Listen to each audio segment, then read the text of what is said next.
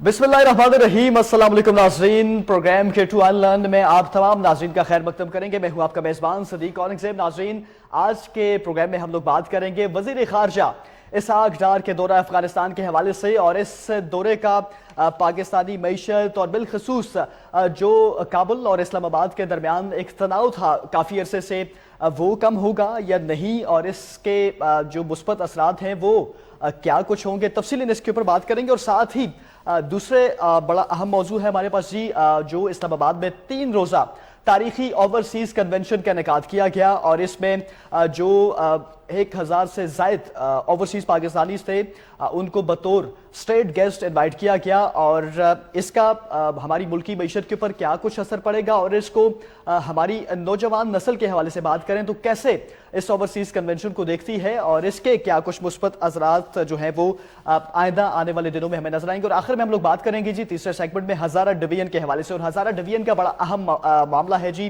महकमा माल का नया कंप्यूटराइज्ड जो सिस्टम था वो तो लगाया गया था, लेकिन वो नाकाम हो गया है। उसके नाकाम होने की वजूहात क्या कुछ हैं, और साथ ही हम लोग बात करेंगे कि ये जो ज़मीनी तनाज़ात हैं आए रोज़, इनकी वजह से जो कत्ल गारत की वारदातें हैं हज़ारा डिवीजन के तमाम तर अजला की बात करें तो 8 अजला के अंदर ये कत्ल की वारदातों में आए रोज़ इजाफा ही होता चला जा रहा है। इसकी वजूहात क्या कुछ है और इसका हल क्या है, क्या हमारे इदारों को और हमारी जो हुकूमत है उनको अहम जो इकदाम है वो उठाने चाहिए, तफसीली इसके ऊपर भी बात करेंगे। और इस तमाम तर मामलात के ऊपर हमारे साथ गुफ्तगू के लिए मौजूद होंगे स्टूडियोज में राजा कफील अहमद साहब जो कि सीनियर तजज़ियाकार हैं।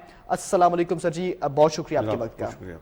साथ ही जी हमारे साथ मौजूद है प्रोफेसर डॉक्टर एजाज बशीर साहब जो कि सीनियर तजज़ियाकार भी हैं, एंकर पर्सन भी हैं, उनको भी प्रोग्राम में खुशामदीद कहते हैं जी। साथ ही जी ब्यूरो चीफ हरीपुर महर सिमाब भी आज हमें स्टूडियोज में उन्होंने ज्वाइन किया है, इनसे भी गुफ्तगू करेंगे। और हज़ारा डिवीजन के हवाले से मैंने जिक्र किया, तफसीलीन इनसे भी बात करेंगे। महर साहब अस्सलाम वालेकुम, बहुत शुक्रिया आपका। वालेकुम सलाम, आपका शुक्रिया। नाज़रीन, प्रोग्राम का बाकायदा आगाज करते हैं। पहला सेगमेंट हमारा है जी वज़ीर ख़ारजा और नायब वज़ीर आज़म इसहाक़ डार का जो 1 रोज़ा दौरा अफ़गानिस्तान है उस हवाले से बात करते हैं। सबसे पहले मैं राजी साहब आपकी जाने आऊँगा, कैसे देख रहे हैं इस दौरे को? काफ़ी अरसे से एक जो तनाव कह लें, सख्ती कह लें लहजों में, और हमारी जो तजारती मामलात थे, बॉर्डर्स बंद थे, कुछ दिन खोले जाते फिर कुछ दिन बंद रहते, तजारती सरगर्मियाँ काफ़ी ज़्यादा मुतासर हो गई थी, और दीगर जो मामलात काफ़ी ज़्यादा मुतासर थे। और बिलखसूस पाकिस्तान बारहा जो जिक्र करता रहा अफगान अबूरी हुकूमत से कि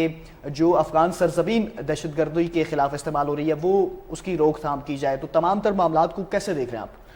बहुत शुक्रिया आपका। एक तो जो इसहाक़ डार साहब आज गए अफ़गानिस्तान, तो ये उनको बहुत पहले जाना चाहिए था, और 1 साल के बाद अगर हमारे वज़ीर ख़ारजा अफ़गानिस्तान गए तो यानी पाकिस्तान की ख़ारजा पॉलिसी में अफ़गानिस्तान के साथ तल्लुकात हमेशा हमारे यानी अवलिन रहे हैं। और इस वक्त जो ये पाकिस्तान और अफ़गानिस्तान के दरमियान जो तल्लुकात हैं, जिस तरह आपने ख़ुद फरमाया कि इंतहाई कशीदा तल्लुकात हैं, उसमें 2 मौज़ूआत हैं, 2 अहम मामलात हैं। एक तो यह है कि जो अफ़गानिस्तान से जो पाकिस्तान के में जो आज का तक़रीबकारी हो रही है, यानी गुज़श्ता 7-8 माह से बिलखसूस, उसमें जितनी कड़ियाँ हैं, लड़ियाँ हैं, तो जब जाकर दहशतगर्दों का नेटवर्क तो वो अफ़गानिस्तान से मिलता है। पाकिस्तान का बार बार मुतालबा ये रहा है, और ये तोक़ो की जा रही थी कि जब काबुल में उस जो अशरफ गनी हुकूमत के ख़ात्मे के बाद जब वो तालिबान आए तो इम्कान यही था कि शायद अब बेहतरी आएगी। जो अफ़गानिस्तान में जो आमिद करज़ी से लेकर अशरफ गनी तक जो ये दौर रहा है, लेकिन उसमें मसला रहा है पाकिस्तान को, क्योंकि वहाँ हिंदुस्तान का बहुत असर रसूख था, आमिद करज़ी फिर अशरफ गनी, और ये था कि शायद अभी जो हिंदुस्तान का असर रसूख अफ़गानिस्तान में है तालिबान के आने के बाद जब वो ख़त्म हो जाएगा और पाकिस्तान के और अफ़गानिस्तान के ताल्लुकात में बेहतरी आएगी। लेकिन इसके बरख्स जो है ना नताइज सामने आए, और तालिबान हुकूमत के कायम होने के बावजूद जो इस्लामाबाद और काबुल के दरमियान जो मामलात हैं बजाय बेहतरी आने के उनमें मज़ीद कशीदगी पैदा हुई। अभी जो मौजूदा हालात हैं इस वक्त जो सबसे बड़ा मसला है कि जो पाकिस्तान में 1.7 जो मिलियन जो अफ़गान माजरीन हैं वो जो पाकिस्तान में मुकीम हैं, इनकी वापसी का है। और इसमें से तकरीबन हमारे जो 70% वो लोग हैं कि जो गैर कानूनी तौर पर हम उनको कहते हैं, लेकिन इसके ऊपर जब पाकिस्तान ने इसके ऊपर स्ट्रांगली जो मौक़िफ़ अपनाया कि 30 अप्रैल को इन्होंने हर हाल में واپس جانا ہے. اور جب یہ ہم نے حکومتی سطح پر ہمارے تمام اداروں نے جب یہ فیصلہ کیا تو سب سے بڑا جو مطالبہ UN نے کہا کہ آپ ایسا نہیں کر سکتے. اس نے منع کر دیا کہ آپ جبریہ جب ان لوگوں کو نکالو گے تو ظاہر اس کے لیے ایک انسانی حقوق کا آئے گا اور پھر جا کر اس سے حالات میں بہتری آنے کے بجائے پاکستان اور افغانستان کے درمیان تعلقات میں خرابی آئے گی. اور اس کے بعد افغانستان بھی جو طالبان حکومت ہے اس کا بھی سخت رد عمل آیا کہ بھائی یہ پاکستان کو جبری طور پر لوگوں کو یہاں نہیں بھیجنا چاہیے. تو موجودہ جو وزیر خارجہ کا دورہ ہے اس میں جو سب سے اہم جو ایجنڈا ہے کہ ان افغان مہاجرین کی جو غیر قانونی طور پر پاکستانی مقیم ہیں ان کو کسی طرح یہاں سے واپس بھیجا جائے. اور دوسرا جو یعنی دہشت گردی کا معاملہ ہے یہ تو طویل عرصہ سے ہے. لیکن میں آپ کی یعنی مطلب جو پروگرام میں یہ کہوں گا کہ حکومت پاکستان کو اور جو پاکستان کے ادارے ہیں ان کو چاہیے کہ ہمیں کوئی ٹھوس بنیادوں پر زمینی حقائق پر ہم نے اپنی خارجہ پالیسی کا اثر جب تک ہم تعین نہیں کریں گے, ہم افغانستان کے حوالے سے اپنا خارجہ پالیسی کا تعین نہیں کریں, ہم ایران کے حوالے سے نہیں کریں گے, ہم انڈیا کے حوالے سے نہیں کریں. جب ہم عوام کا شکار رہے ہیں ہماری جو سیاسی حکومتیں ہیں, سیاسی نظام ہے جو ہماری پارلیمنٹ میں ہے, تو کیا میرا سوال یہ ہے کہ کیا وزیر خارجہ کو افغانستان جانے سے پہلے کیا پارلیمنٹ کو اعتماد میں لیا کہ ہم افغانستان کے ساتھ کیا تعلقات کرنے جا رہے ہیں, یا جو ہمارے وزیر خارجہ کو ایک مینڈیٹ کے ساتھ جو ایک بہترین حکمت عملی کے ساتھ جا کر ان کو جا کر کہتے ہیں کہ یہ ہماری سیاسی قیادت کا فیصلہ ہے, یہ ہماری پارلیمنٹ کا ہے. تو لہٰذا ہمارے جو اسلامی جو ہمارے تعلقات ہیں ظاہر مطلب افغانستان کی جو نا مطلب جنگوں کی وجہ سے جو سب سے زیادہ نقصان پاکستان کو ہوا, یعنی افغانستان سے زیادہ جو قیمت ہے وہ پاکستان کو چکانی پڑی ہے. خواہ جو اس ٹائم جو پاکستان میں دہشت گردی ہو رہا ہے یا جو پاکستان کی ہماری جو متجہ تباہ حال جو متجہ معیشت ہے, ہمارا سیاسی عدم استحکام ہے. پاکستان اس وقت جن مسائل میں پھنسا ہوا ہے, دھسا ہوا ہے, اس کی ایک بڑی وجہ افغانستان بھی ہے کہ وہاں افغانستان میں عدم استحکام ہوا, افغانستان میں یعنی جنگیں ہوئی ہے. وہ جو لوڈ پڑا پاکستان کے اوپر, تو پاکستان ذرا اپنے یعنی ہمارے حالات ٹھیک نہیں تھے تو سب پھر ایک دم مطلب جو نا وہ حالات جو خراب ہوئے. ابھی اس وقت بھی ہے کہ ایک دورے سے تو ظاہر کوئی اس طرح آپ کوئی بہتری کی امید نہیں کر سکے. تو یہ تو اچھا ہوگا کہ اگر وہ جو سرد میری ہے, یہ جو کشیدہ تعلقات ہیں وہ نارمل پہ ہو جائیں. یعنی ابھی نارمل پہ ہونا سب سے بڑی کامیابی ہوگی. اگر مذاکرات ہوتے ہیں, مذاکرات پھر افغان قیادت کو, طالبان قیادت کو اسلام آباد آنا چاہیے. چلیں ایک تو ہم دیکھیں آغاز ہو گیا. آپ کی جانب دوبارہ آؤں گا. ہم جس طرح آپ نے بھی ذکر کیا کہ پی گورنمنٹ کو اعتماد میں نہ لانا, چونکہ اپوزیشن کی سب سے بڑی جماعت ہے, تو اس حوالے سے بھی میں آپ کے پاس آؤں گا. ابھی ڈاکٹر صاحب کی جانب بڑھتے ہیں. ڈاکٹر صاحب کیسے دیکھ رہے ہیں آپ اس دورے کو, اور جو ایک سب مہری کے شکار رہے کافی عرصے سے ہمارے تعلقات کہہ لیں بہتری کی جانب تو نہیں رہے نا, تو بہت سارے معاملات بگڑ گئے تھے, تو دیکھ رہے ہیں کچھ مثبت معاملات نظر آئیں گے آپ کو آئندہ دنوں میں؟ سدیق ورم سنگھ صاحب, آپ کا اور آپ کی K2 آن لائن کی پوری ٹیم کا کہ گفتگو کے لیے آپ نے مدعو کیا. یہاں پہ ایک بڑا میں یہ سمجھتا ہوں کہ پیچیدہ یہاں پہ آج صورتحال کمپلیکیٹڈ سچویشن ہمارے سامنے ہے کہ جو پاکستان اور افغانستان جو بالکل میں یہ سمجھتا ہوں کہ صدیوں سے جو ہمارے اخوانوں کے ساتھ ایک گہرا مراسم بینگ مسلمان میں یہ سمجھتا ہوں. ہماری جو تاریخ ہے اگر ہم بیک ان کیا یہاں پہ دیکھتے ہیں, مطالعہ کرتے ہیں, تو اخوانی وہ تھے کہ جنہوں نے میں یہ سمجھتا ہوں کہ پاکستان کی باغدور میں اور پاکستان کی ترقی میں شروع میں بڑا اہم کردار ادا کیا. لیکن یہاں پہ جب ہم مسلمانیت کی بات کرتے ہیں, انسانیت کی بات کرتے ہیں, تو بینگ مسلمان آپ نے ان کو اکوموڈیٹ تو کیا. پہلی بات یہ تھی کہ آپ ان کو اکوموڈیٹ کرنا نہیں چاہیے تھا, لیکن بینگ برادر اگر آپ نے برادر کنٹری اگر آپ نے اکوموڈیٹ کیا, پھر ایک سرٹن ٹائم کے لیے جو ہماری گورنمنٹ تھی اس وقت کی سیٹنگ جو گورنمنٹ تھی ان کا یہ ہونا چاہیے تھا کہ جب وہ اسٹیبلش ہو جائیں تو ان کو یہ بتا دینا چاہیے تھا کہ اپنے ملک میں چلے جائیں جیسا کہ آپ نے آپ کو دیا. ہاں جی. لیکن میں یہ سمجھتا ہوں کہ آج اس صدیاں گزر جانے کے بعد, میں یہ سمجھتا ہوں ڈیکیڈز گزر جانے کے بعد, جو ان کی یہاں پہ جو نسلیں یہاں پہ جوان آگے بڑھی ہیں, پروان چڑھی ہیں, بہت سے ایسے بچے ہیں ان کے کہ جو ان کی پیدائش پاکستان میں ہے اور آج جو بڑے ہو گئے ہیں, لیکن وہ تو جانا ہی نہیں چاہتے. لیکن اگر آج ان کو ان فورس اگر آپ یہاں پہ ان کو بھیجیں گے تو وہاں سے ریئیکشن تو آئے گا. تو کہنے کی بات ہے کہ وہاں پہ جس طرح ہمیں بار بار آپ نے یہ دیکھا کہ سرحدی جو ہمارے تنازعات تھے, یا اس کے ساتھ ساتھ ہم نے دیکھا کہ وہاں پہ کچھ ایسے گروپس ہیں جو پاکستان کی جو فورسز ہیں, جو ایجنسیز ہیں, ان کو ٹارگٹ کرتے ہیں, ان کے کیمپس وہاں پہ موجود ہیں, ان کے ریموٹ ایریاز وہاں پہ موجود ہیں. تو جو سٹانس آج گورنمنٹ نے لیا, میں یہ سمجھتا ہوں کہ یہ تو بہت پہلے ہو جانا چاہیے تھا. اگر آج آپ نے یہ سٹیپس اگر آپ نے لینے ہی ہیں ایسے سٹیپس, تو میرے خیال میں یہ 1 2 4 5 6 سال پہلے لے لینے چاہیے تھے. کہ جب امریکنز وہاں سے اگر انخلا ہوا تھا, وہ اگر وہاں سے گئے تھے, تو میں یہ سمجھتا ہوں کہ ایک ایسی کولیبریشن ہو جانی تھی, ایسی سیٹنگ ہو جانی چاہیے تھی, تاکہ پاکستان اور افغانستان کے جو تعلقات ہیں یہ بہتر کی طرف جائیں. لیکن لیکن ڈے بائی ڈے ہم یہ دیکھتے ہیں کہ اگر آپ کو ترکھان بارڈر بند ہو جاتا ہے تو ہمارے پاکستان کی تجارت رک جاتی ہے.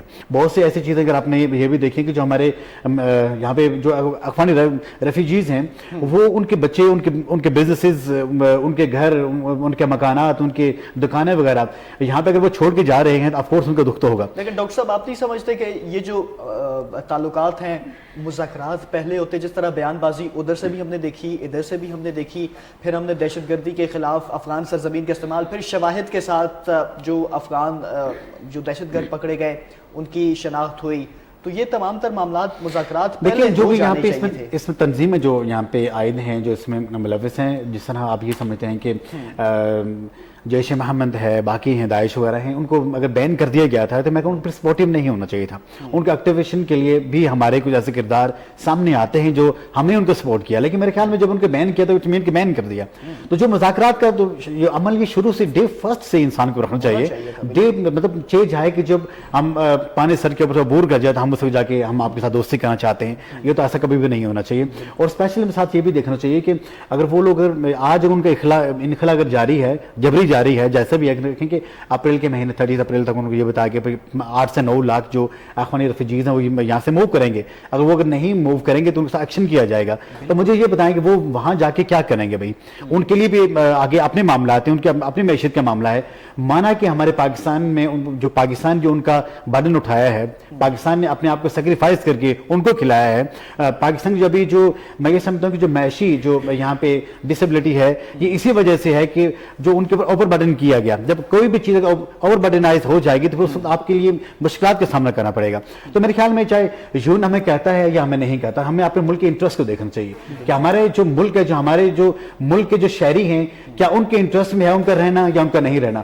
گورنمنٹ کو یہ چاہیے تھا کہ اگر ڈے فرسٹ سے ان کا اینالائز تھا کہ بھائی اخوانیوں کی وجہ سے ہمارے ملک میں بہت سے ایسے مسائل پیدا ہو رہے ہیں, جب آپ کو اپنے جو شہری ہیں آپ ان کا اچھی طرح سے تحفظ نہیں کر سکتے, میرے خیال میں ہم پھر باقی لوگوں کا بوجھ کیسے اٹھا سکتے ہیں. تو یہ جو مذاکرات کا عمل یہ پہلے ہو جانا چاہیے تھا. لیکن میں یہ سمجھتا ہوں کہ اگر آج گورنمنٹ کو اگر ہوش کے ناخن انہوں نے لیے ہیں تو میرے خیال بہتری ہے اس میں, اور یہ ہونا بھی چاہیے. اور ان کو رسپیکٹیولی ان کو ان کی جو جگہیں ہیں ان کو مختص کر کے افغان گورنمنٹ کے ساتھ امپیچمنٹ کر کے پھر ان کو وہاں پہ ایڈجسٹ کرنا چاہیے. تو میں تو یہ دوبارہ بھی آؤں گا آپ کی جانب, جس طرح رائی صاحب نے بات کی تھی کہ ایک مینڈیٹ کے ساتھ اگر ہمارے فورن منسٹر چلے جاتے تو مزید ہم کہتے کہ یار بہت اچھا سٹیپ ہے. مہر صاحب آپ کیسے دیکھ رہے ہیں جی, ہمارے اسحاق ڈار صاحب فورن منسٹر ہیں, انہوں نے وزٹ کیا آج, تو تعلقات اب چلیں مذاکرات کا آغاز ہو گیا, معاملات تو کچھ بہتر ہوں گے. بالکل صدیق, جس طرح کہ ابھی ڈاکٹر جیاض صاحب نے اور راجہ کفیل صاحب نے بڑی تفصیلاً بات کی, میں آپ کو بتاتا جاؤں. دیکھیں اس میں اگر حکومت سخت موقف لے رہی ہے نا, یہ اب نہیں, یہ بہت پہلے لینا چاہیے تھا. دیکھیں یہ تو پالیسی ہے کہ کسی ملک میں بھی آپ جائیں گے, آپ وداؤٹ ویزا یا ایسے تو نہیں کر سکتے نا کہ بس جو جدھر سے مرضی بندہ ہے جیسے جائے. وہ تو بالکل اگر جنہوں نے جو موقف اختیار کیا ہے گورنمنٹ نے بالکل ٹھیک کیا. لیکن یہاں پر بات ہو رہی ہے جس طرح کہ ابھی تک ان کو ڈیل دی ہوئی تھی, اینڈ پہ آ کے جس طرح کہ ابھی وہ سیٹل ہو گئے ہیں, ان کے 40 سال ہو گئے ہیں. تو تھوڑا سا میں یہ کہوں گا, دیکھیں ہمارا اہم مسئلہ جو افغانستان کے ساتھ ہو رہا ہے وہ اگر ہم بات کریں سیکورٹی کی, تجارت کے حوالے سے, یا جو ہمارا ٹرانزٹ تعاون ہے ان کے ساتھ جس کے لیے آج جو ہے اسحاق ڈار صاحب ادھر گئے ہیں, تو دیکھیں یہ چیزیں پہلے بھی ہوتی رہی ہیں, پہلے بھی بات چیت ہوتی رہی, لیکن سنجیدگی اس طرح سے نہیں ہوئی جس طرح کو لینا چاہیے. باقی میں آپ کو بتاؤں کہ جو اہم جو ہمارے لیے بات ہے, ہمارا سب سے پہلے اپنا ملک ہے, ہماری اپنی سیکورٹی ایشوز ہیں ہمارے عوام کی جو ہے, اس کے لیے اگر حکومت کوئی پالیسی بناتی ہے, چاہے اس کے لیے بالکل آپ نے جس طرح کہا کہ بیٹھ کے بات چیت ہو, یہ پہلے بھی ہوتی رہی ہے اب بھی ہوگی, لیکن اس کو مزید اچھے طریقے سے کریں تاکہ دیکھیں اصل جو ہماری اگر حکومت سختی کر رہی ہے, دیکھیں ایک بندہ رجسٹرڈ نہیں ہے, وہ کیسے کس کا پتہ چلتا ہے کہ کون بندہ کیا کر رہا ہے. تو ویزا پالیسی جس طرح کہ آپ نے دیکھا ہے کہ وزارت داخلہ کی طرف سے کہ اردو آن لائن پالیسی بھی ان کو نرمی دے دی گئی ہے, یہ ہوگا آگے جا کے سیٹل ٹھیک ہو جائے گا. جس طرح ابھی کن کو نکال رہے ہیں, دیکھیں اگر جو بندہ جو خارجی, چاہے وہ کوئی بھی, ہم افغانستان کی بات نہیں کرتے, چاہے وہ بنگلہ دیش سے اس کا تعلق ہے یا چاہے کسی کنٹری سے بھی اس کا تعلق ہے, وہ اگر اس ملک میں ہے ہوا تو اس کو پراپرلی ایک جو ہے نا ویزا لے کے ایک طریقے سے یہاں پہ رہنا ہوگا. دیکھیں دوسری بات, بالکل کوئی بھی غلط بات تو نہیں ہے, لیکن دیکھیں بات انہوں نے جیسے کہ لوگ جو ہے ہائپ کریٹ کیوں ہوتی ہے. دیکھیں اگر یہاں پر 1 لاکھ بندوں میں سے اگر افغانی ہے تو اگر 10 بندے جو ہے وہ ظاہری بات ہے ہر جگہ پہ ہوتے ہیں, یہ صرف ہمارے ملک کی بات نہیں کر رہا. تو دیکھیں اگر وہ غلط بات اگر پاکستان پہ کرتے ہیں, ہم پورے ملک کو نہیں اس کو الزام پھیلا سکتے. سپر پاور امریکہ میں کس جگہ پہ یہ مسائل ووٹ لیا ڈونلڈ ٹرمپ, بالکل وہ بھی نکال رہے ہیں. یہ پالیسی صرف یہاں پہ اپلائی نہیں ہو رہی کہ اس پہ ہم اس کو بڑا ایشو بنا رہے ہیں. اگر آج اسحاق ڈار صاحب گئے ہیں, بات ہو رہی ہے, بہت اچھی بات ہو رہی ہے, اور اس کا پازیٹیو رزلٹ انشاءاللہ آئے گا. افغانی ہمارے بھائی ہیں, ہم ایک دیکھیں ہمارا پڑوسی ملک ہے, تو اسی طرح اگر یہ بات چیت کا سلسلہ اگر اسی طرح جاری رہے, بالکل جس طرح بھی آپ نے بہت بڑی اہم بات کی, اپوزیشن بڑی پارٹی ہے, کوئی بھی پارٹی چاہے چھوٹی ہے چاہے بڑی ہے, ان کو آن بورڈ لے کے سب کو بٹھا کے معاملات حل ہو جائیں گے. لیکن آخر میں جو حکومت چاہ رہی ہے, جو ہم چاہ رہے ہیں, وہ یہی ہے کہ اگر وہ یہاں پہ کوئی بھی رہے گا, اپنی ویزا پالیسی, اپنے ڈاکومنٹیشن, چاہے کسی جگہ بھی رہے, تو اس کو فالو کرنا پڑے گا. یہ بالکل جی, کسی بھی ملک پہ ناظرین, ہم نے بات کی نا ابھی کہ سپر پاور ہے امریکہ میں بھی ڈونلڈ ٹرمپ صاحب نے اپنی جو کیمپین تھی سیاسی, اس میں سب سے بڑا نعرہ تھا جی کہ ہم جو ہماری انلیگل انٹریز ہیں ملک کے اندر, اس پہ بڑا اسٹیپ ہم نے دیکھا بھی کہ ڈونلڈ ٹرمپ صاحب بڑے جو اعلانات کر رہے ہیں, اور آئے روز ہم دیکھتے ہیں کہ اس پہ اوپر عمل درآمد بھی یقینی بنایا جا رہا ہے. لیکن ناظرین, آپ بھی K2 آن لائن پروگرام کا حصہ بن سکتے ہیں. ہمارا نمبر ہے جی 0514102357. لائیو کال کریں اور اپنا جو مسئلہ ہے وہ ہم سے شیئر کریں. اور آج ہم لوگ بات کر رہے ہیں, ہمارا پہلا سیگمنٹ ہے دورہ افغانستان, وزیر خارجہ کا, اس حوالے سے بات کریں. اچھا رائس صاحب, میں دوبارہ آپ کی جانب آؤں گا. ایک تو جو غیر ملکی جو ہمارے ملک کے اندر موجود ہے, بالخصوص افغان جو ہمارے مہاجرین ہیں, سب سے پہلے تو KP گورنمنٹ کا ذکر کر لیں, چونکہ اپوزیشن کی سب سے بڑی پارٹی ہے پاکستان تحریک انصاف. آپ نے بڑی پیاری بات کی کہ مینڈیٹ کے ساتھ اگر وزیر خارجہ ہمارے چلے جاتے, لیکن آج ہم نے دوسری جانب دیکھا کہ ترجمان KP حکومت بیرسٹر سیف نے چلے مثبت کچھ رد عمل دیا کہ یہ بار بار ہماری جو اپیلیں تھیں اس کو دیکھتے ہوئے چلیں, دیر آئے درست آئے, انہوں نے یہ ذکر کیا. تو دیکھیں بات کیا صدیق صاحب کے جو افغانستان کا معاملہ ہے, افغانستان اور پاکستان کے درمیان جو موجودہ تناؤ ہے یہ ایک سیاسی معاملہ ہے, اور جب آپ اس کو سیاسی طور پر اگر آپ اس کو حل کریں گے, سیاسی لوگوں کے بیچ میں انوالو کریں گے, یا ان لوگوں کی خدمات حاصل کریں کہ جن سیاسی قیادت کا افغانستان کے سیاسی لوگوں کے ساتھ ان کے ساتھ اپروچ ہے, ان کے ساتھ اچھے تعلقات ہیں. آپ کو یاد ہے کہ یہ جو اس ٹائم جو طالبان ہیں, یہ موجودہ لاٹ کے سارے موجودہ جو حکمران ہیں یعنی طالبان کی, یہ پاکستان سے واقفیت ہیں, پاکستان میں رہ چکے ہیں. ان کا جو ہماری JUI کی جو قیادت کے ساتھ, یعنی ان جماعتوں کے ساتھ کلامی کے لیے معذرت, آپ نے ذکر کیا نا کہ جو طالبان کے ساتھ اچھی واقفیت ہے, معاملات ہیں. آپ کو یاد ہوگا کچھ عرصہ قبل ہمارے مولانا صاحب گئے, تو مولانا صاحب آپ نہیں سمجھتے بڑی اہم شخصیت ہے. دیکھو ایشو کیا ہے, جب مولانا صاحب گئے تو مولانا صاحب نے آ کر جو ہماری حکومت ہے, ہمارے ذمہ دار لوگوں کو بتایا کہ طالبان قیادت کا یہ موقف ہے, یا وہ یہ چاہ رہے ہیں, یا ان کے آپ کے ساتھ یہ تفصیلات خدشات ہیں. پہلی بات تو یہ ہے کہ جب یہاں اشرف غنی حکومت ابھی تک ہم نے طالبان کی موجودہ حکومت کو ہم نے تسلیم نہیں کیا نا.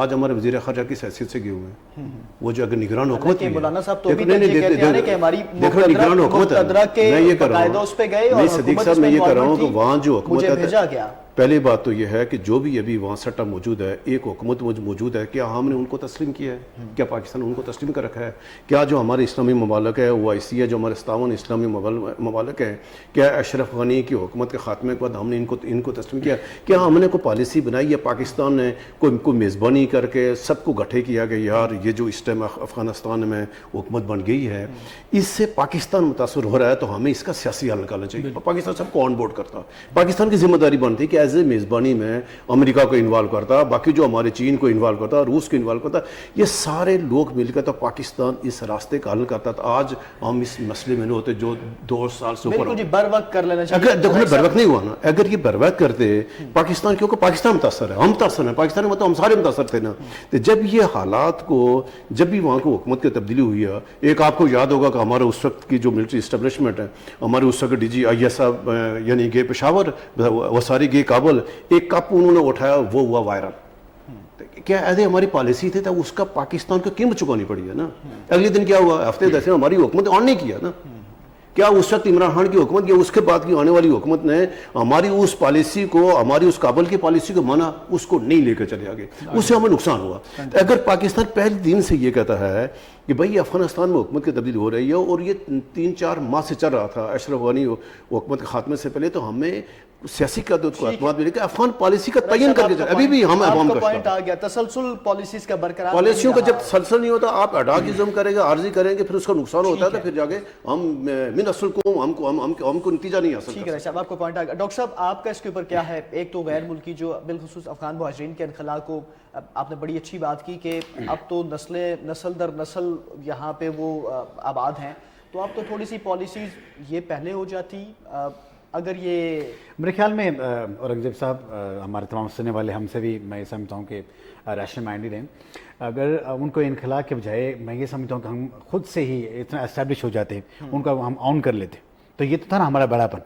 اس وقت ہم نے دل سے تسلیم کیا, بلایا. ہاں لیکن بیفور دا ٹائم بینگ جو ہم نے اتنی بڑی رسپانسبلٹی اگر ہم نے آن کی ہے تو ہم اس کا اویل نہیں کر پائے, تو اس کا جو خمیازہ بھگتنا پڑا وہ ہمارے پاکستانی عوام کو بھگتنا پڑا. جو ہماری نااہلی تھی ہمارے حکمرانوں کی تھی اور ہماری جو ذمہ داران تھے ان کی تھی, لیکن تمام کا تمام جو برڈن آ جاتا ہے یہ ہمارے پاکستانی نیشن کے اوپر آ جاتا ہے. کیونکہ میں یہ سمجھتا ہوں کہ پاکستانی شاید کوئی بھی ایسا عوام ایسا نہیں ہے کہ جن کے بزنسز باہر ہوں, جو میجر اسٹیک ہولڈر باہر کی ہوں. یہ مطلب پاکستان میں رہنے والے جتنے بھی لوگ ہیں وہ ایک میں یہ سمجھتا ہوں کہ اپنے ملک کے ساتھ جو پیار کرتے ہیں, محبت کرتے ہیں, اس کا صرف یہ ایک ہی وجہ ہے کہ یہ کلمے کی بنا پہ رہا ہے. اور وہ اگر ہمارے بھائی اگر ہمارے ملک میں اگر آ گئے تھے ہم نے ان کو ویلکم کیا. اب یہ پالیسی میکرز کا یہ کام بنتا تھا, گورنمنٹ کا کام بنتا تھا کہ جو افغان گورنمنٹ جو اس وقت وہاں پہ ایکٹیو تھی ان کے ساتھ مذاکرات کرتے, ان کو بھیج دیتے. نہیں تو پھر ہم اپنے جو ہمارے جو اکانومیکل جو کنڈیشنز ہیں, جو ہمارے ملک کی جو روزگار کی کنڈیشن ہے, ہم اس کو اس حد تک لے کے جاتے ہیں, ہم ان کو اکوموڈیٹ کرتے ہیں تاکہ ہمارے پر کوئی کسی قسم کا برڈن نہ بنتا. اور آج الٹیمیٹلی ہمارا یہ دن ہمیں نہ دیکھنے پڑتے, ہم کو دھکے دے کے اپنے ملک سے نکال رہے ہیں. یہ ان کے مائنڈ میں بھی ہمارے لیے کوئی نیک جو گڈ جیسچر نہیں آ رہا. ان کے بچے جو ہمیں دیکھ رہے ہیں, ہمارے سیکورٹی فورسز کو دیکھ رہے ہیں, وہ یہ دیکھنے پہ ہمیں تذلیل ہو رہی ہے. آپ خود دیکھیں ہمارے گھر میں اگر کوئی ڈاکٹر صاحب وہ ہم خارجہ پالیسی کی بات کریں تو اس میں یہ چیز بھی تو ہو سکتی ہے نا, جس طرح آپ نے کہا کہ مذاکرات پہلے ہو جاتے, آپ چلے جاتے ان کے پاس, آپ ایک ڈسکس کر لیتے, ایک چیز بنا لیتے کہ یار جو ہمارے انلیگل انٹریز ہیں ہم نے میزبانی کی ان کی 40 سال سے زیادہ عرصہ ہو گئے, تو ہم ایک طریقہ کار طے کر دیں کہ یار اس طریقے سے آپ آئیں, ویزا پروسیس کے تھرو آئیں, اس کو لیگل کریں. شور یہ تو بہت عرصہ پہلے ہو جانا چاہیے تھا, جیسا میں نے آپ کو میں نے کہا. لیکن چلو دیر آیا درست آیا. اگر یہ لوگ آج وہاں پہ گئے ہیں, ہمارے وزیر خارجہ گئے ہیں, گڈ, میں یہ اس کا اپریشیٹ کرتا ہوں. لیکن دو چیزیں نا بہت اہم ہیں. پہلی بات یہ کہ آپ یہ کیا شیورٹی دیتے ہیں کہ جو لوگ اگر وہاں پہ اگر جائیں گے, جو تقریب کاری آج ہمارے ملک پاکستان میں ہو رہی ہے, جو پلاننگ وہاں جا کے آج ہو رہی ہے, تو اس کے بعد یہ بند ہو جائیں گے. یہ تو ہو ہی نہیں سکتا نا. کمٹمنٹس تو پہلے بھی تھی. ہاں لیکن کمٹمنٹس اگر آج اگر وہ اگر آپ کے ساتھ کمٹمنٹ کریں گے بھی, لیکن جو ینگ بلڈ اگر پاکستان سے اس افغانستان کی سرزمین پہ جائے گا اپنے تمام جائیدادیں یہاں پہ چھوڑ کے اور تمام اپنی زندگی جمع پونجی پاکستان میں رکھ کے, کیا وہ پاکستان سے محبت کرے گا؟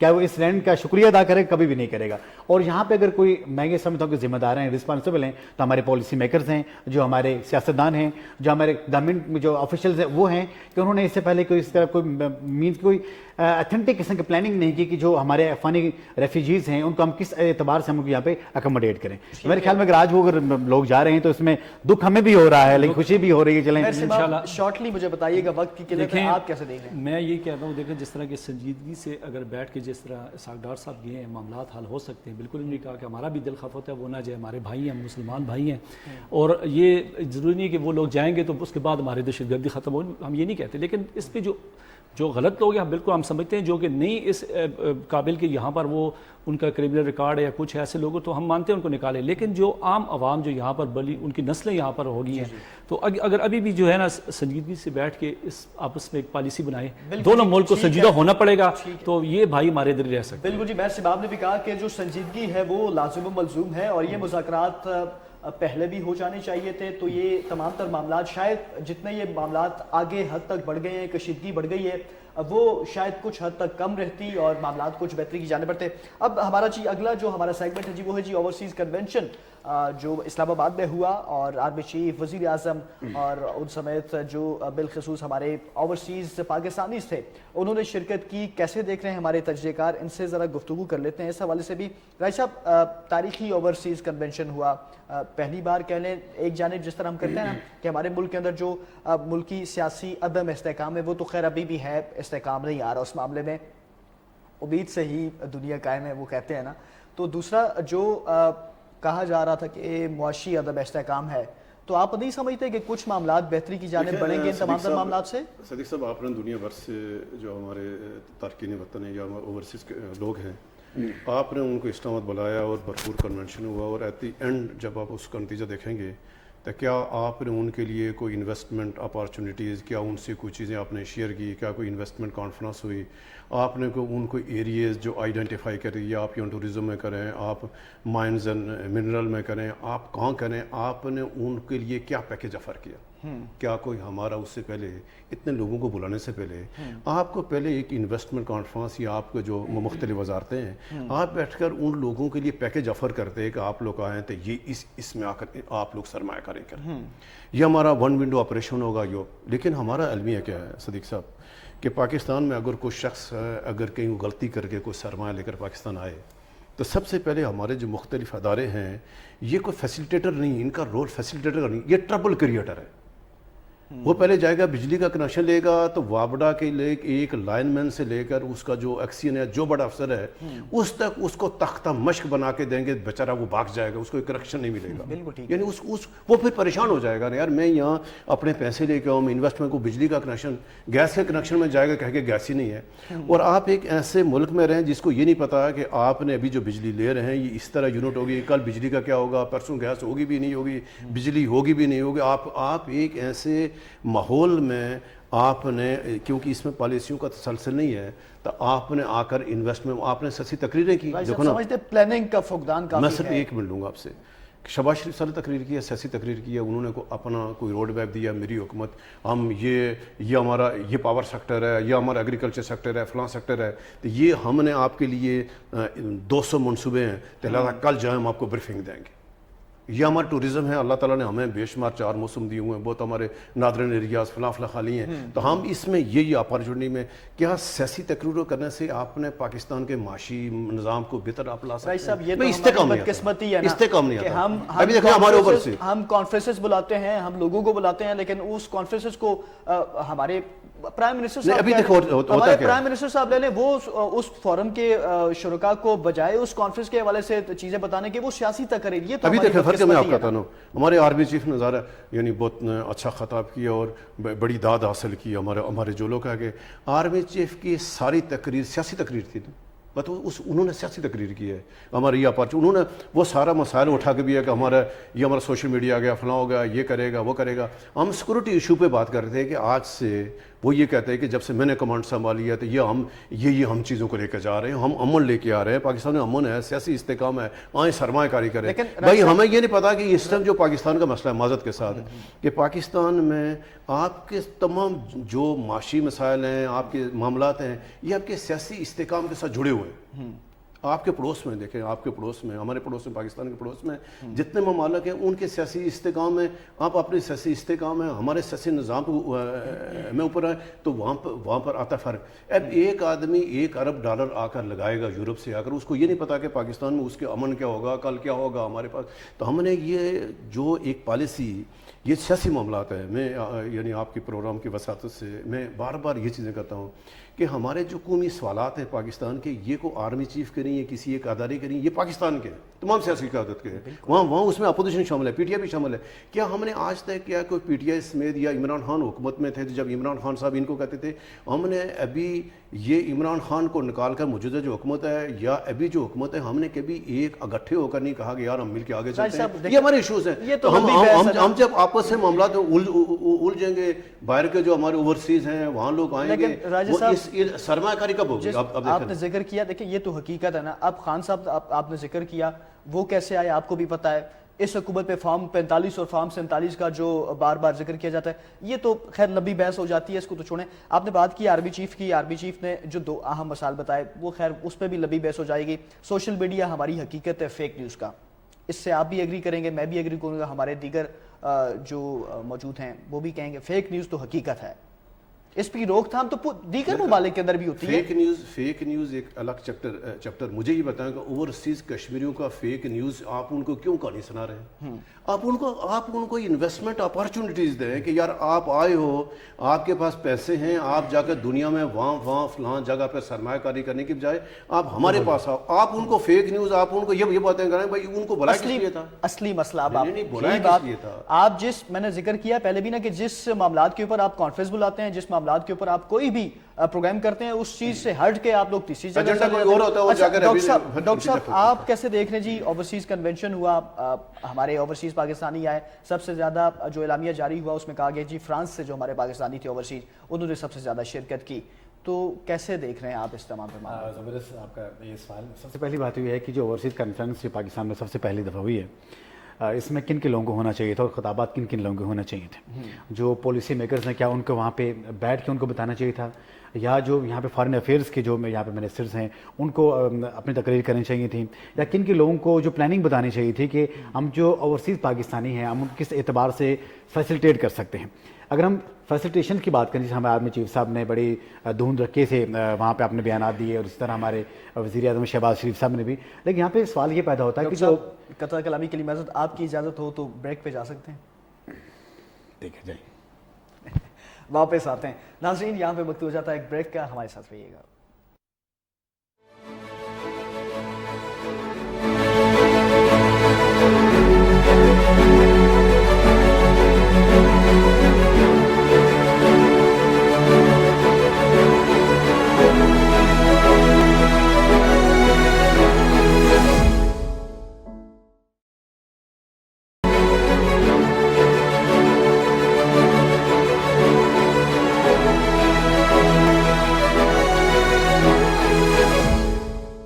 ब्रेक के बाद एक दफ़ा फिर से नाज़रीन आपका खैर मकतब करेंगे प्रोग्राम K2 ऑनलाइन में, और हमारे साथ गुफ्तगू के लिए मौजूद हैं राजा कफ़ील साहब और इसके साथ ही प्रोफेसर डॉक्टर एजाज बशीर साहब। और आप भी हमें नाज़रीन कॉल कर सकते हैं लाइव 0514102357 हमारा नंबर है, और अपनी राय का इजहार कर सकते हैं। डॉक्टर साहब, ब्रेक से पहले आप लोग बात कर रहे थे तारीखी ओवरसीज़ कन्वेंशन जो हुआ।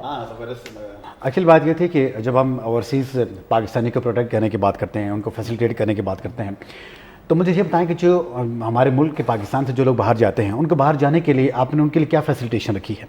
जो लोग वहाँ पे इतने आपने हार्ड एंड फास्ट रूल रखे हैं कि लोग जाके छुपाते कश्ती पे बैठ के जा रहे हैं, वीज़ा लगना मुश्किल हो जाता है। और दूसरी बात है कि उनकी वहाँ पे डेथ हो जाती है, उनके घर वाले क्या सोचते हैं। और दूसरी बात यह है कि अगर आपने ओवरसीज़ पाकिस्तानी की प्रोटेक्शन की बात की है, तो आप ये देखें हमारे एक साथी थे अरशद साहब, तो अरशद शरीफ, तो अरशद शरीफ साहब की क्या वहाँ पे प्रोटेक्शन थी?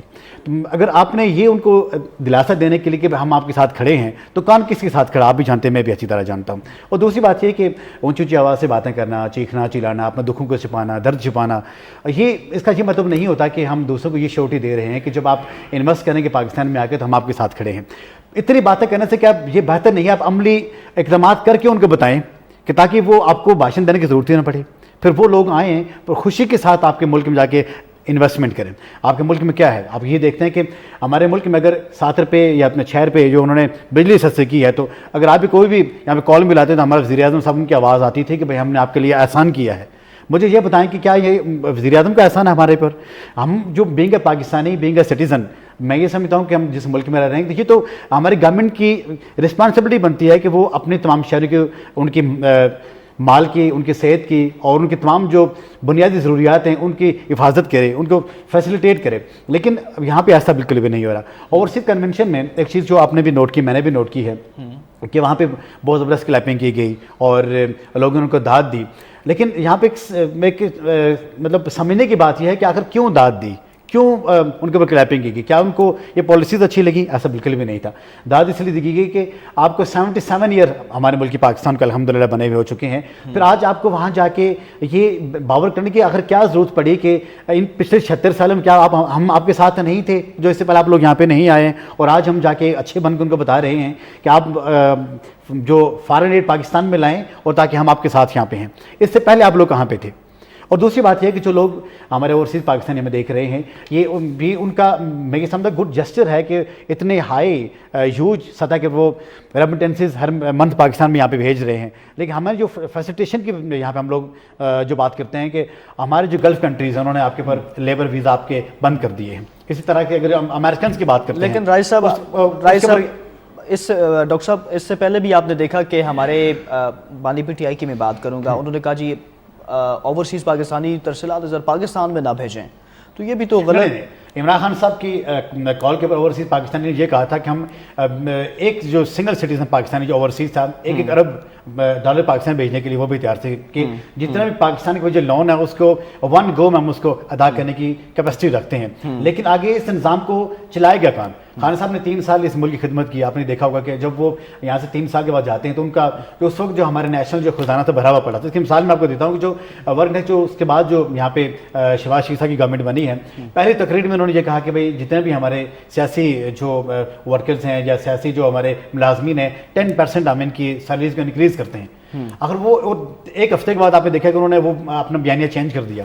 اگر جب انہوں نے کہا کہ 10% انکریز کرتے ان کو آئیڈیا تھا نا کہ ہمارا خزانہ بھرا ہوا ہے, لیکن آخر ایسا کیا ہوا تھا کہ 10 دن کے بعد انہوں نے خان صاحب کی اس کال سے آپ ایگری کرتے کہ انہوں نے ٹھیک کہا کہ آپ ترسیلات پاکستان میں نہ بھیجیں؟ نہیں, ایسا بالکل بھی نہیں ہے. اگر میرے ذہن میں یہ نہیں ہے کہ انہوں نے ایسے کوئی بات کی, نہ ہی وہ آدمی ایسا کر سکتا ہے. لیکن سوشل میڈیا پہ ٹرینڈ ان کے اپنے رہنما کہتے ہیں, اگر دیکھیں کہ سوشل میڈیا کی اسٹرینتھ ہے. اگر آج آپ دیکھیں نا کہ آپ کی سی کنونشن میں جو آپ کے ملک آرمی چیف صاحب نے یہ کہا کہ بھئی ہماری جو سوشل میڈیا ہے اس میں یہاں پہ فیک نیوز چلائی جا رہی ہیں, یہی وہ سوشل میڈیا تھا جس نے پاکستان تحریک انصاف کو جو میجر جو پاکستان کی بڑی پارٹی کے اس لیول تک پہنچا دیا. اور بات ہے اس کو مانے یا نہ مانے, لیکن سوشل میڈیا میں یہ سمجھتا ہوں نہ صرف پاکستان کی دنیا کی طاقت بن چکا ہے.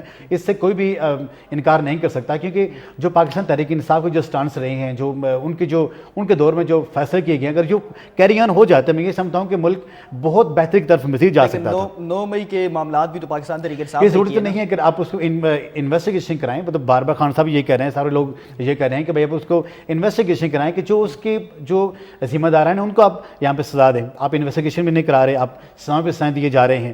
اگر ٹرائل لگے ہوئے نہیں, ٹرائل بے شک لگے, پر اتنی دیر کے بعد جا کے لگے ہیں نا. اٹ مین اگر یہی چیزیں اگر 2 سال پہلے ہو جاتی, 1 سال پہلے ہو جاتی, میرے خیال میں اس اعتبار سے یہ چیزیں اچھی نہیں ہوتی. ثبوت تو ہیں ڈاکٹر صاحب, ویڈیو ثبوت بھی ہیں, لیکن ویڈیوز کے اور بھی آپ کا کافی پوائنٹ آ گیا. ثبوت میرے صاحب آپ کیسے دیکھ رہے ہیں اس تاریخی اوورسیز کنونشن کو؟ ہمارے اوورسیز پاکستانیوں نے بڑی تعداد میں شرکت کی, کیسے دیکھ رہے ہیں آپ؟ بالکل دیکھیں صدیق, یہاں پر صرف اگر ہم ملک کی بات کرتے ہیں یا اوورسیز جو باہر ہیں ان کی بھی بات جس طرح کی ہوئی, یہ میں بتاؤں آپ کو کہ دیکھیں اوورسیز پاکستانی ہمارے ملک کا بہت ہی قیمتی اثاثہ ہے. اگر ہم بات کریں باہر جتنے بھی ہیں, جس طرح کہ ابھی کافی تعداد میں ایک ریکارڈ تعداد میں اگر باہر سے ہوا کہ یہاں پر شرکت کر رہے ہیں, تو اس سے مطلب ہے کہ وہ ہماری اوورسیز عوام یہاں بھی کام کرنے کے لیے اور پیسہ لگانے کے لیے تیار ہیں.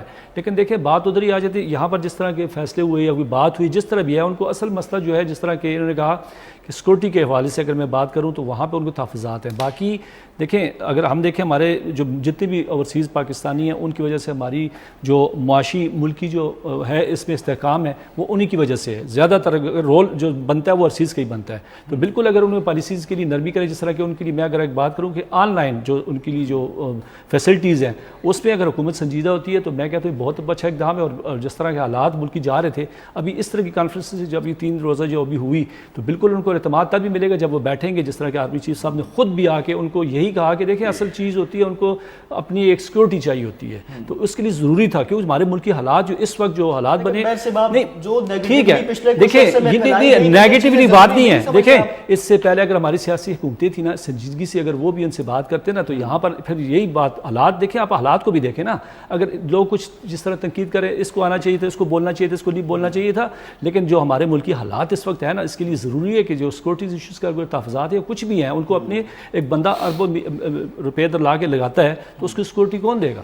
ٹھیک ہے, تو اس پہ اعتماد اٹھ چکا ہے ان حکومتوں سے جو پہلی رہی ہیں. ٹھیک ہے نا, تو اب جو اگر اس طرح کے پازیٹیو قدم ہو رہا ہے, انشاءاللہ امید ہے کہ اوورسیز پاکستانی ہمارے ایک مثبت کردار ادا کریں گے. جی جی, یہ جو مطلب اوورسیز کنونشن میں آئے جو لوگ, یہ ان میں سے زیادہ تر ان لوگوں ان ممالک سے آئے کہ جہاں آئین قانون پر عمل درآمد ہوتا ہے, جہاں جمہوریت آزاد ہے, جہاں میڈیا آزاد ہے, جہاں سوشل میڈیا آزاد ہے. تو وہ آزاد معاشروں سے آ کر قانون شامل ہوئے, تو ہم ان کو کیا درس دے رہے ہیں؟ ان کو پتہ ہے نا کہ جو امریکہ سے آیا ہوا ہے, کینیڈا سے آیا ہوا ہے, برطانیہ سے آیا ہوا ہے, یورپین ممالک سے آیا ہوا ہے, تو اس کو وہ تو آ کر ادھر پوچھے گا یار یہ بھی کوئی ہو رہا ہے پاکستان میں, ایسے بھی کوئی ایشو ہے, یہ بھی کوئی مسائل ہے, یہ بھی آئین قانون بھی کوئی ایشو ہے. ہمارا جو بنیادی ایشو ہے ہماری بدقسمتی, ابھی دیکھیں صدیق صاحب تسلیم کریں گے کہ ہمارے جو پچھلے کچھ عرصے کی میں بات کروں, اوورسیز میں بیٹھ کے, باہر کے ممالک میں بیٹھ کے وہی اوورسیز ہیں جو لوگ پاکستان کے خلاف, آپ یوٹیوب کے اوپر دیکھیں, آپ سوشل میڈیا کے اوپر دیکھیں, یہ کون لوگ نیگیٹیوٹی پھیلاتے ہیں پاکستان کے خلاف. حالانکہ یہ باتیں بھی یہیں سے پھیلائی گئی کہ ملک دیوالیہ کر گیا. بیٹھنے کو کیا پتہ ہے کہ وہ تو سمجھ رہے کہ ادھر آگے کا وہی بگڑا ہوا ہے. وہاں کیا ہے, یورپ میں یہ ہے کہ آئین اور قانون میں سارے برابر ہیں، خواہ صدر ہے، وزیر اعظم ہے، وزراء ہے، ایک عام شہری ہے، ان کے لیے برابر حقوق ہے. کیا پاکستان میں برابر حقوق ہے؟ نہیں ہے.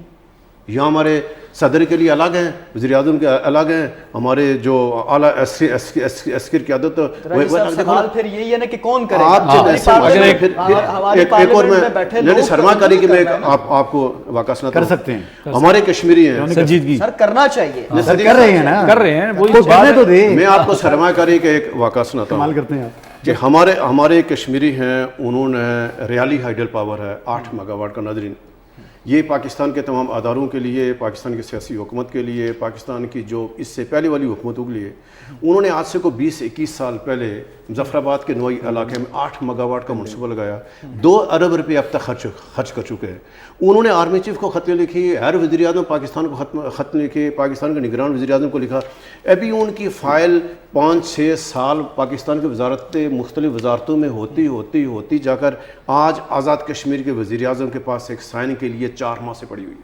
میرے صاحب، ہزارہ کے اندر تمام اضلاع کی بات کریں، ہری پور سے ضلع کولی پالس کوہستان تک، محکمہ مال نے ایک نیا کمپیوٹرائز سسٹم لگایا کہ ہم جو زمین کے انتقال اور تمام تر جو معاملات ہیں اس کو کمپیوٹرائز کر رہے ہیں، لیکن وہ ناکام ہو گیا. تو کیا وجوہات ہیں؟ آپ چونکہ ہزارہ کے اوپر کام کرتے ہیں وہاں سے، تو کیا کچھ اندرونی خبر ہے، کس وجہ سے ناکام ہوا؟ دیکھیں، اس میں صدیق میں بتاؤں، یہ جس طرح کہ محکمہ مال کی اگر میں بات کرتا ہوں، کمپیوٹرائز سسٹم جو کیا گیا، یہ ایک آپ کو پتہ ہے آبادی کتنی ہے اور کتنی یونین کونسلز، اور یہ مکمل جتنا بھی ہے، انہوں نے جو ڈیٹا ٹرانسفر کیا، غلطیاں جس طرح کے پرانے جو ریکارڈ پڑے ہوئے تھے اس کو دیکھا نہیں گیا، اس پہ نام کی غلطیاں، مطلب ان کے جو جس کی زمینیں تھیں یا جن لوگوں کی تھی، پٹواری جو لکھتا رہے اپنی مرضی سے لکھتا رہے. لیکن اس میں یہ ہوتا ہے کہ اگر ایک گھر کا فرد جا کے جو بڑا ہے تو وہ اگر اپنی زمین کے، آپ کو پتہ ہے ہمارے مسائل یہاں پر مین کیا ہے، کمپیوٹرائز کرنے سے پہلے آپ کو جو مینول ریکارڈ تھا اس کو ٹھیک کرنا چاہیے تھا.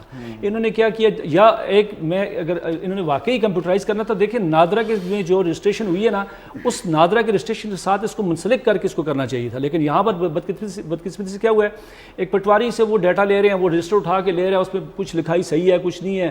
جہاں پر محمد علی لکھا ہے یا مثال طور خرم لکھا ہے تو اس کو آگے پیچھے نام کر کے، تو وہ نام سہولت سینٹرز جو بنائے گئے ہیں، کیا دیکھیں اب سہولت میں اس طرف آتا ہوں.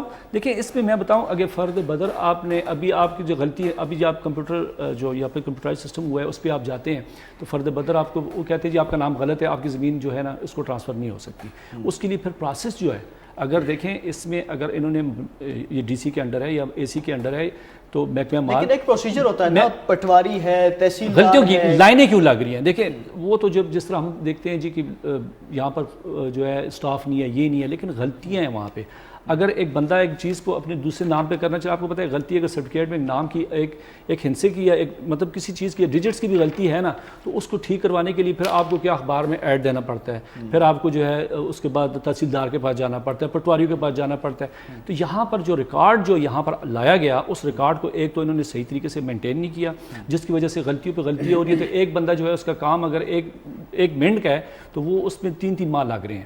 ٹھیک ہے، وہ بار بار جا رہا ہے، کیوں؟ اس کے لیے جو ریکوائرمنٹ ہے کہ بھئی یہ نام ٹھیک کروانے کے لیے. تو بات وہی ہے، اگر ہمارے محکمہ میں یہ کیوں کروا رہے ہیں 50 ہزار روپے ایک بندے کے ایک نام ٹھیک کروانے کے لیے لگ رہا ہے. کمپیوٹرائز اگر انہوں نے کرنا ہی تھا تو سب سے پہلے میں اگر بتاؤں کہ ان کو نادرا کے ساتھ اٹیچ کر کے جو نام نادرا میں ایک بندے کا آئی ڈی کارڈ کے تھرو ہے وہی نام ادھرنا چاہیے تھا، پھر تو ٹھیک تھا. کمپیوٹرائز کا مطلب کیا، اب نادرا میں ایک آ رہا ہے جب وہ اور ادھر سے بایو میٹرک، یہ تو ان کی ملی بھگت کے بغیر. دیکھیں اس میں میں بتاتا ہوں نا، یہ گفلے اگر میں پٹواری سسٹم اگر آپ نے ختم، اب آج بھی پٹواری اگر آپ نے کمپیوٹرائز کرنا تھا، پٹواری کا رول تو ختم ہو گیا نا. لیکن اب آپ کو پتہ ہے کہ پٹواری ہی اس کو چلا رہا ہے. مقصد کیا ہے کہ غلطیاں کون ٹھیک کرے گا، پٹواری کے پاس پھر جانا پڑے گا آپ کو. تو یہاں پر جو اسی کی وجہ سے تو یہ قتل کی اور وارداتیں نام قتل کی واردات کی طرف میں آتا ہوں. اس پہ طرف ہی دیکھیں صدیق، اگر آپ نے نام غلط اندراج کروا دیا، یہ تو حکومت کو سیریز ایک ڈی سی یا ایک اے سی جو ہے نا، اس ریکارڈ کو یا اس کو جو زمین جو ہے، اگر 3 بھائی ہیں گھر میں، ان کا اپنا اپنا حصہ 3 حصے کر رہا ہے تو وہ ایک پٹواری کر سکتا ہے. لیکن وہ پٹواری کیا کرتا ہے، جب گھر کا ایک بڑا فرض جاتا ہے جو پیسے والا تو اسے پیسے لے لیتا ہے. یہاں پر کرپشن آ جاتی ہے. پٹواری پھر کس کے ساتھ ملا ہوتا ہے؟ کمپیوٹرائز تو بات کی بات ہے، پہلے ابھی مینول پہ جا کے اس کو زمین ٹرانسفر ابھی بھی ہو رہی ہے. ٹھیک ہے، ہری پور میں زیادہ تر. تو جب پٹواری کے پاس جاتا ہے، پٹواری اس کو بھیجتا ہے آگے عدالتوں میں. جب وہ کہتا ہے جاؤ جی نہیں تو عدالت میں جائے. 10 سال 20 سال ہو گئے ہیں. اس کا انیشل پروسیس پٹواری کے پاس جائیں گے. جب तमाम तर मामलात पटवारी मुकम्मल करके जगह का तयन करके उसको अलहदा करके तो आखिर में जो जिस कंप्यूटराइज निज़ाम का बात करें ना वो तहसीलदार के पास फाइनल होकर जाता है, लेकिन पटवारी इस पे बैन किरदार है। राय साहब आप कैसे देख रहे हैं, जिस तरह जदीदियत की हम बात करते हैं, बहुत अच्छा स्टेप है, जदीद निज़ाम हर जगह पे लाना चाहिए, यहाँ पे भी लाया गया लेकिन वो नाकाम हो गया। नहीं देखिए सदीक साहब क्या अलग है, एक तो KPK में ये PTI एक यानी तीसरा दौर है, यानी दो हुकूमतें पहले यानी 10 साल यानी तवत्तर के साथ उनकी हुकूमतें रही हैं और एक अच्छी शुरुआत है। आप कोई भी नया निज़ाम लाए उसमें जो गलती होती है तो मैं बिल्कुल सिमाब साहब की बात से इत्फाक करता हूँ कि आप जब तक आप उस निज़ाम में जब रिफॉर्म्स या आप उसे देते जाते हैं तो बुनियादी ये जब आप उसको मैनुअल सिस्टम नहीं ठीक करेंगे, अगर आपने एक दफ़ा किसी पटवारी को तहसीलदार को पनिशमेंट दे दी कि अगर उसने किसी बंदे के इंतकाल गलत चाड़ा जानबूझ के या उसका नाम चेंज किया तो अगर चंद अफसरों को सजा हो जाए एक दफ़ा, सिस्टम आ जाए, आप सजा एक ऐसा एहतसाब का सिस्टम आ जाए। मैं आपको हालिया हज़ारा की मिसाल देता हूँ। मानसरा में एक पटवारी को रंगे हाथों करप्शन करते पकड़ा डॉक्टर साहब, एक पटवारी को मैं हालिया जो एक मिसाल आपको दे रहा हूँ, पूरे हज़ारा के पटवारी उन्होंने ऐसे ब्लैकमेल किया निज़ाम को कि मेरे ख्याल से महीनों मेरे साहब वो हड़ताल जारी रही और मजबूरन ज़मीनें नाम नहीं हो रही, मजबूरन एंटी करप्शन के अफसरान को कहना पड़ा कि हमसे गलती नहीं। हमारा क्या होता है कि अभी हम जो पाकिस्तान जिस हम रहते हैं, पता हम साफ़ी हैं, सारे हम मीडिया के लोग हैं, हम तमाम शोबों में हम बेहतरी नहीं चाह रहे।